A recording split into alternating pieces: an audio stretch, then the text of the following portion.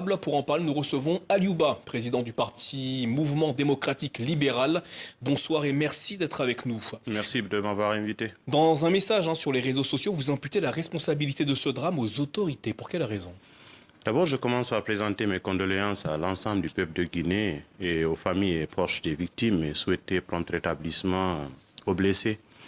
Naturellement, les événements de Zérékoré au stade se sont passés à l'occasion d'une campagne de propagande qui a été entamée, ça fait quelques mois, par la junte militaire pour promouvoir la candidature. Quand vous dites campagne de propagande, vous faites référence à ces matchs de football avec le trophée Mamadi Doumbouya. Des événements culturels et tout ce qu'il y a autour. Aujourd'hui, toute l'administration publique est réquisitionnée. Les ressources de l'État sont utilisées à des fins de propagande politique et déguisées qui consiste à promouvoir la candidature du chef de la junte. Pourquoi les autorités sont-elles responsables de ce qui s'est passé à Nzérékoré? D'abord, le stade, tout le monde a vu les images. Ce n'est pas un endroit qui est capable d'accueillir autant de monde.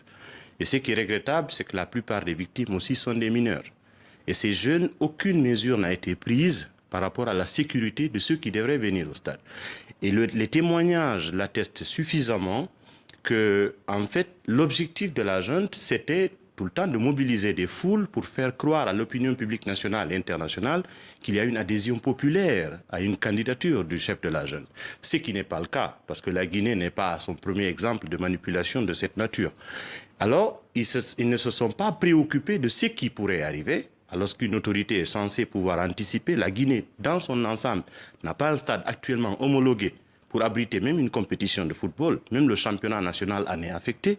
Et ce n'était pas le moment idéal pour réunir des gens dans un stade et s'en prendre les dispositions. Et ce qui est aussi écœurant, selon les témoignages, il y a eu les autorités, avec les ministres qui étaient là et d'autres qui étaient là, qui se sont mis à l'abri. Et malheureusement, les jeunes étaient exposés à eux-mêmes avec une seule voie d'accès pour le stade. Et malheureusement, le drame est arrivé. Aujourd'hui, on comptabilise beaucoup de victimes. Alors justement, Aliouba, 56 morts officiellement selon les autorités guinéennes. Mais les ONG de défense des droits de l'homme décomptent au moins 136 morts. Pensez-vous également que le nombre de victimes est beaucoup plus élevé que celui annoncé par les autorités? C'est bien possible. Parce que d'habitude, au lieu de mener des investigations et faire des évaluations exhaustives, le gouvernement tente de minimiser le nombre de victimes. Aujourd'hui, ce n'est pas évident de savoir combien de personnes il y a eu, mais on espère que des enquêtes indépendantes seront menées pour que cela soit ainsi.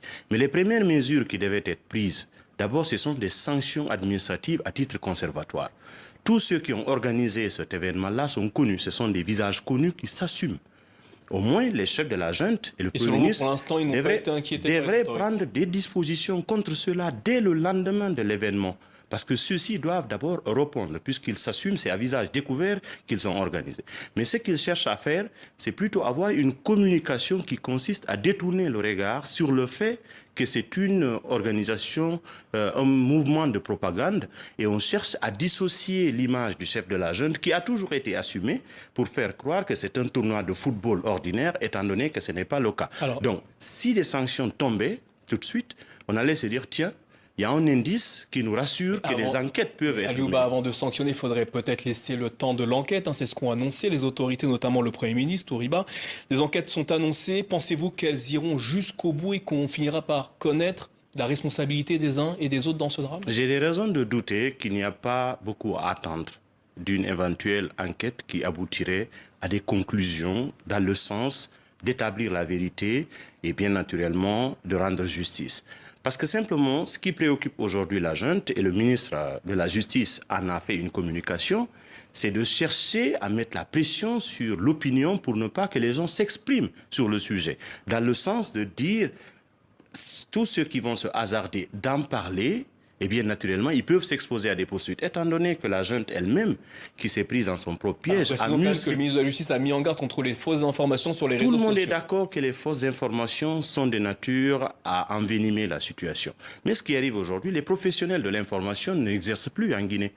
Parce que la junte a fermé tous les médias, ceux qui sont censés traiter ces sujets de façon indépendante et donner les vraies informations à l'opinion publique n'y sont pas. La junte voudrait que l'on se contente de ce que les médias d'État vont nous donner comme information, et ces médias d'État déjà sont tendancieux et tout le monde sait que c'est de nature à couvrir les intérêts de ceux qui ont en fait intérêt à ce que la vérité ne soit pas connue. Aliouba Fonike Mengue, Mamadou Biloba, deux acteurs de la société civile en Guinée sont toujours portés disparus. Hier, c'est le journaliste Marwan Camara qui a été arrêté par des hommes en uniforme. C'est ce qu'indique le syndicat des professionnels de la presse en Guinée. Que vous inspire cette arrestation? C'est la persistance de ce que la junte pense être la solution pour faire taire ceux qui ont une voix dissonante. Parce qu'aujourd'hui, ils ont instauré un climat de peur dans le pays. Il n'y a pas de moyen de se contredire. Il n'y a pas d'espace de dialogue. Les médias sont fermés. Les partis politiques sont interdits d'activité. Il y a quelques médias suspendus, ils ne sont pas tous fermés. Enfin, les médias les plus audibles, ceux qui sont là pratiquement ne sont pas écoutés. Cela avait été ciblé. Et il se trouve que les partis politiques n'ont pas d'espace d'expression aujourd'hui. Imaginez-vous, on exige, enfin, on interdit aux partis politiques d'organiser des manifestations, d'exprimer leurs opinions, mais par contre, on autorise la propagande en faveur de la junte au pouvoir. Maintenant, en ce qui concerne les activistes, à savoir déjà que le cas de Fonike Mengue et de Biloba, qui nous inquiète depuis le 9 juillet dernier, et en rajouter encore Marwan Camara, bien naturellement, on se pose la question à savoir jusqu'où la junte veut aller. Parce qu'aujourd'hui, tous les Guinéens qui sont critiques sont en sursis.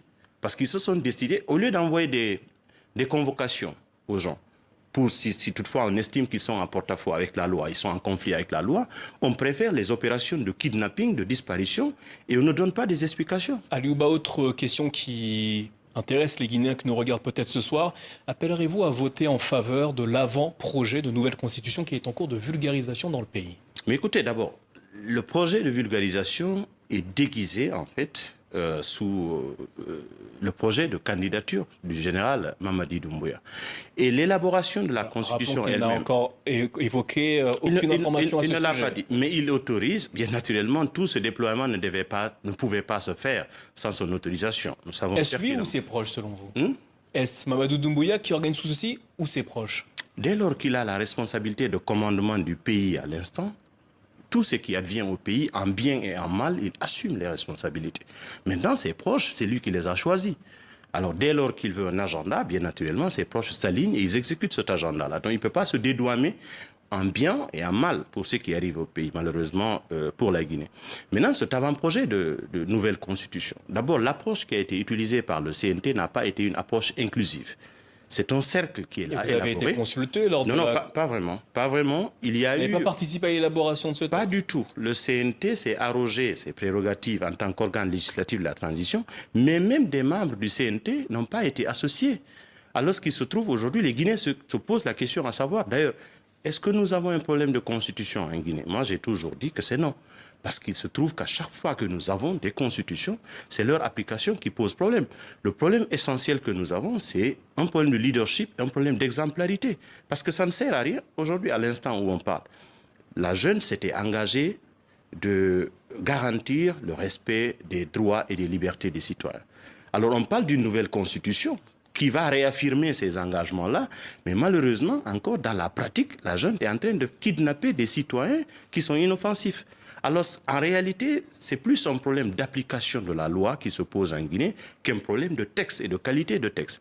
Donc, le CNT et son président qui sont en train de se déployer, pratiquement, il y a du maquillage. Derrière, c'est l'administration publique qu'on mobilise et quelquefois, on sort même des enfants de l'école primaire, des enfants qui ne savent rien du tout de quoi il s'agit, pour donner l'impression qu'il y a une adhésion populaire à un projet, étant donné que la classe politique est plus légitime pour traiter ces types de sujets-là que la junte militaire. Malheureusement, elle a mis de côté la classe politique, elle préfère avoir un agenda solitaire, et c'est cet agenda solitaire qui est en train de conduire la Guinée dans les difficultés que nous sommes en train de constater.